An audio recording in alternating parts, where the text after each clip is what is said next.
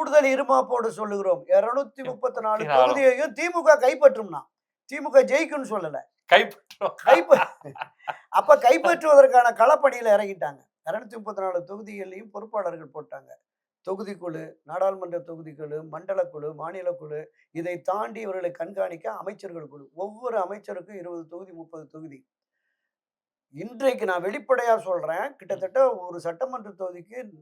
40,00,00,000 ம். டம்ப் அப்பா! பண்ணிட்டாங்களாம். அங்க கொண்டு போய் வந்துட்டாங்க. வாக்குக்கு ஒரு வாக்காளருக்கு ரூ. 2,000 குடுக்கறது அப்படிங்கிற மாதிரி வெளிப்படையாகவே கடந்த வாரம் ஒரு நாளிதழ்ல செய்தியாகவே வருகிறது.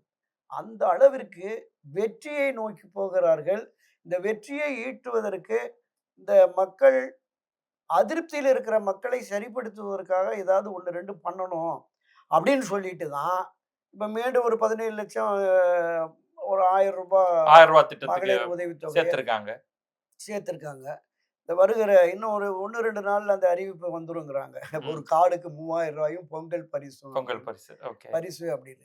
அப்ப எந்த வகையிலாவது மக்களை ஏமாற்றி, மடைமாற்றி அவர்களை இந்த பக்கம் ஆட்சிக்கு ஆதரவான நிலைப்பாட்டில கொண்டு வர வேண்டும் என்று கருதுகிறார்களே தவிர, ஒரு மக்களை மேம்படுத்த வேண்டும், மக்களுக்கான பிரச்சனைகளை தீர்க்க வேண்டும், இந்த மாநிலத்தை ஒரு முதன்மை இடத்துக்கு கொண்டு போகணுங்கிறது இல்ல. கடன் தொகையில் மட்டுமே முதன்மை இடம் தான்.